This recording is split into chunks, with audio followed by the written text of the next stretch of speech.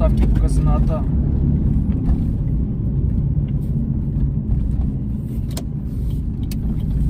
Големи комарджи. Ало, здрасти! В казиното ли си? Да, ще може ли само да закачите, че имам хора, не мога да слезна. Ми страх ме човек Даниела се закача да почна да играе ротативки, бе, аз заради ти, бе. Да, бе, страх ме много да не се закача, бе, че съм на работа, бе. Няма да ти бъде спокойно. Няма ли? Ще сте изпратят на работа, да. Добре, хубаво. Има ли иначе джакпоти? Джакпоти има ли? Джакпоти? Тук тези циганци ненормални.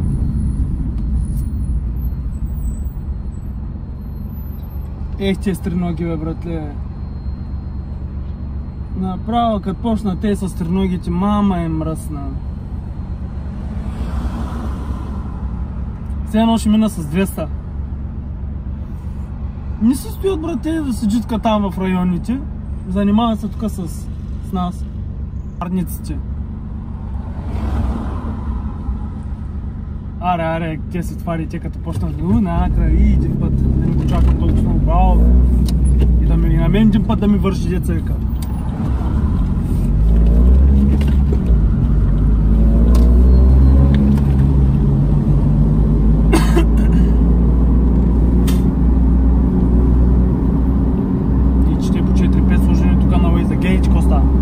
Знам дали се вижда 4-5 ноги.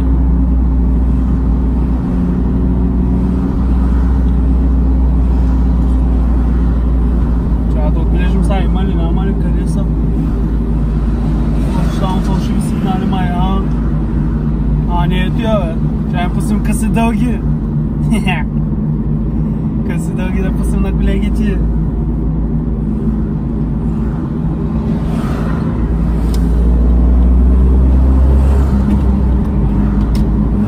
Разберем така.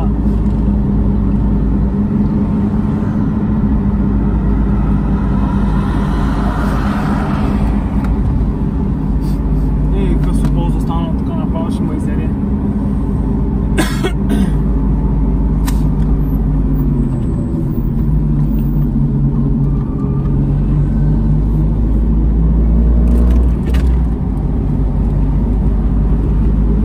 Тук проститутките.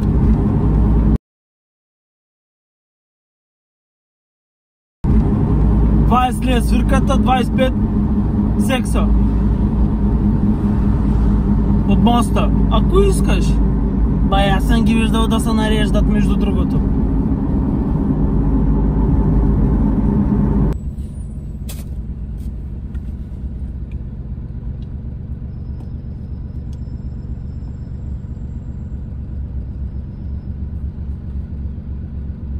Тъй като почва да не ми дигат направо, поудявам, казвам ви, не мой такова нещо.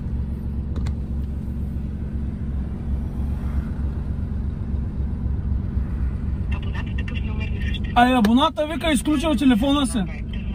Ми за кой поръчва, че като си изключвате телефоните, бе?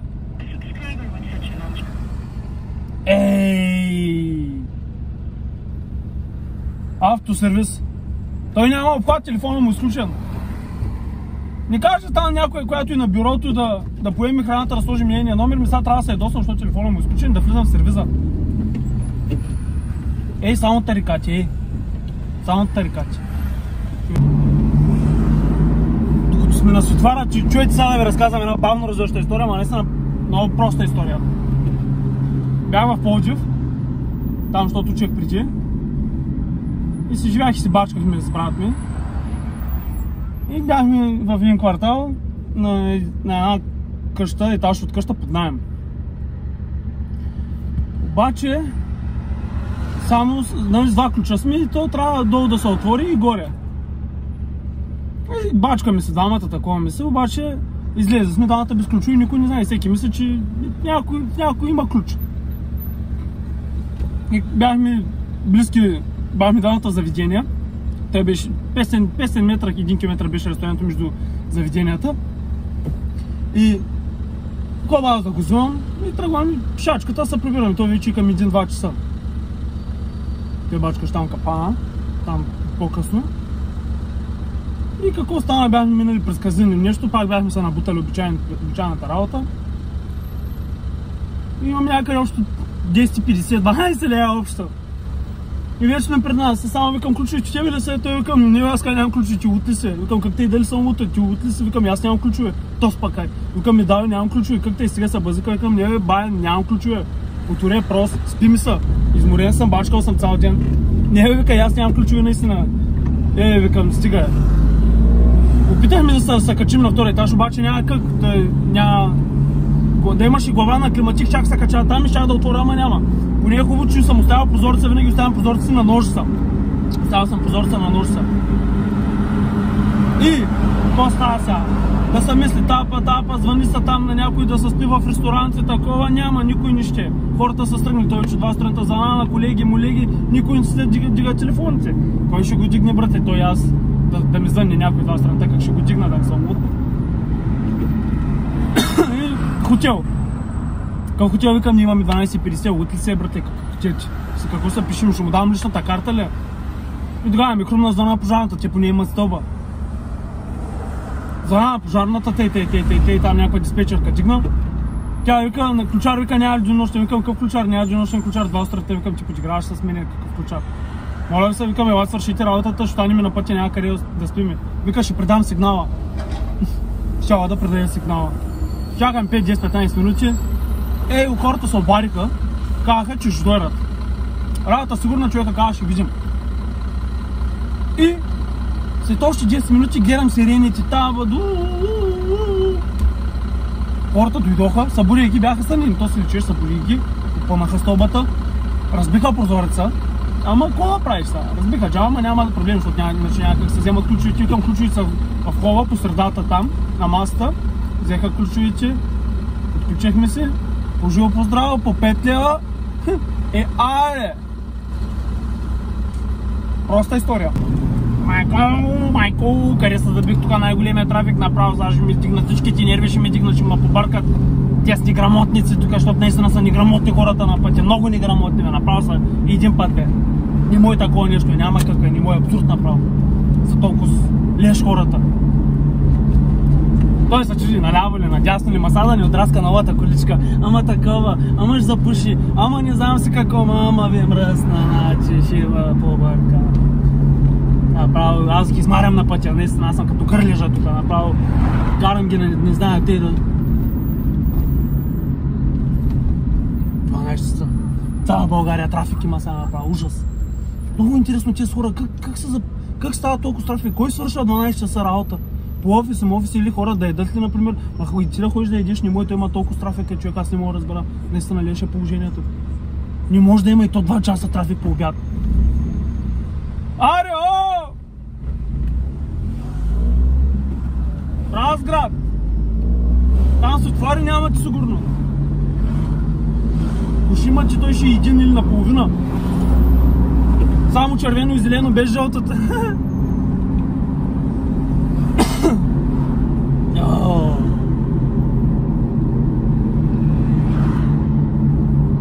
Той жена на пътя, ате.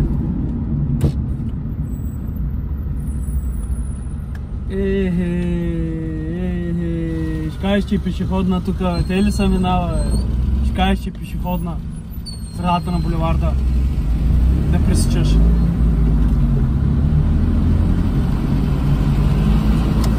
Ето скриване бъде, ме побърка. Вие ме побъркат тук хората. Ще зелено свети за тебе. Ако музичка поне се чуткаме те. Поня кинти поне шоу да има. Поня кинти поне шоу да има.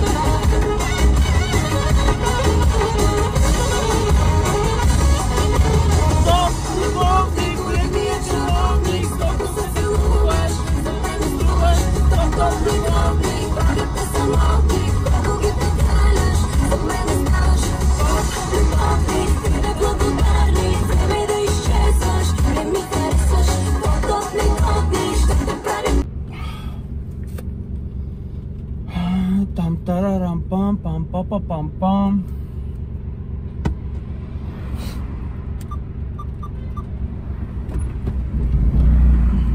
Аре, тръгвайте! Заспахте! Заспиват на тези светофари, Трябва да ги побутваш, да им биткаш, да им таковаш. Аре, булка.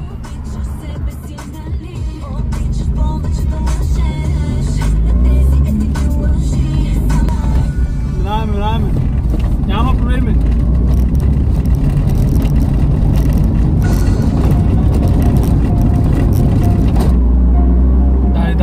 Дай, не спирай.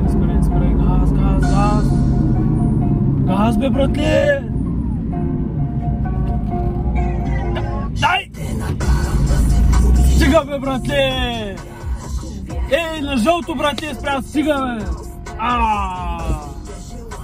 бе! Бах ти, идиота, бе, братле, сигурно он един взел книжка. Братле, гледай го на червено, сега тръгва да минава, братле, бах ти ли го приема направо. На пешеходната страна дърпа напред. Брате! Стига! Мистерии ще остана, цигари ще запава, брате, чак.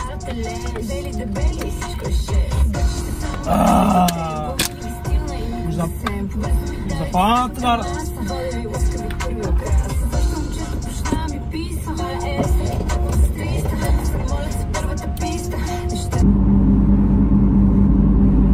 Гледай, изключен. Направо изключва. И побъркам са, те наистина са побърквани. Защото работа направо не може да стане цък. Долу си на пратката, дай пари ти, изчезвай, брате, очуй да идеш, ами трябва да стоиш, брате, трябва да го чакаш, трябва нервите да се скъсаш, брате, трябва да ти разби целият ден, смисъл.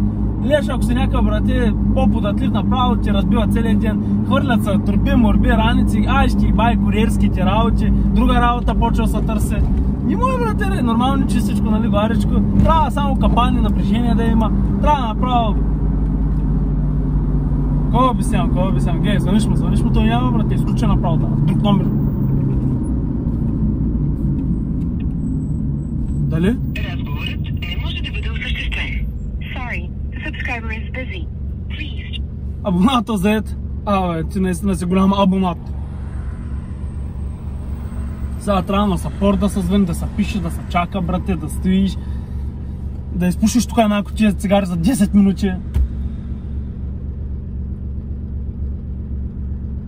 Той пък дигнеш и казва, тъкмо батерията ми падна, ще дигнах, батерията пада.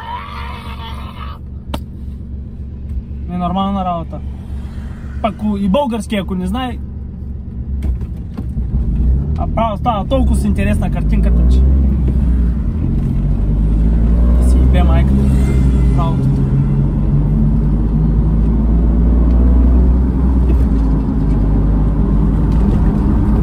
Айде бе, братле, днеска ще дигнеш, няма да дигнеш патта къса.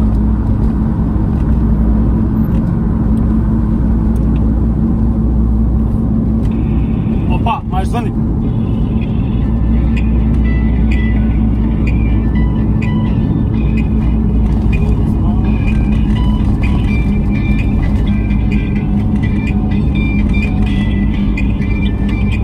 Сега дигнеш.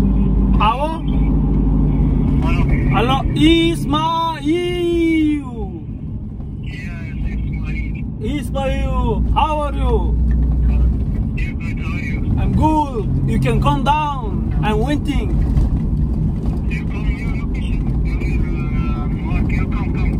Sorry? Yes, you can come down. I'm on the location after 1 minute, my friend. Okay. Haydi komşu. Haydi. Окей, haydi. Komşu, momşu.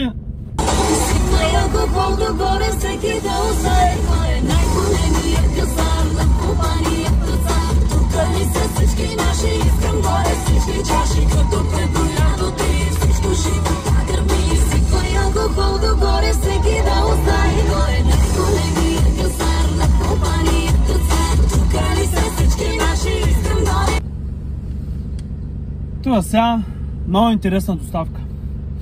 Ако си поръчал нещо от билата, чужденец, да подчертаем, Джак. но не Джак Спаро. И е написал човека: съжалявам, не говоря български, ще се видим долу. Е, тук не знам дали ще се види. Аз да попитам, що не говориш ти български? Що не говориш? В друга държава си. Поне малко е, брате, поне малко научи нещо. Що не говориш български? Що трябва да съобразявам до някъде, че ти не говориш български? Нормално човек като отиде някъде, като живее, като учи, поне малко да научи езика, бе. Долу-горе. Няколко думи, нищо лошо няма. Що студентите тук повечето не говорят български? Мисля, научиш да говориш български, бе, брате. Ние българите, като учим чужбина, как говорим техните езици? Искаме, не искаме, дали учим, дали работиме, трябва да говорим. Защото някои държави, например, не говорят английски. Комунистически държави не говорят, във Франция разбират, например, ама нищо да се говорят, искат френски. Испания същата работа, искат си испански. Ще се научите да си говорите български, защото сте БГ. Няма такива, не говоря, ама труден езика. Няма такова като труден език. Човек иска ли, не иска ли, ще научи да говори. Какви са тези оправдания, пак ефтини смешни оправдания, много труден езика, не знам си какво. Представя, че писнаме, кана ви, писнаме често. Не мои такива работи, това са глупости. Сега толкова за днеска приключваме, правим сега една пауза няколко часа. Направихме колко 6-7 доставки или колко трябва да погледнем. 8 доставки сме направили. Тези пак ще влезем на линия.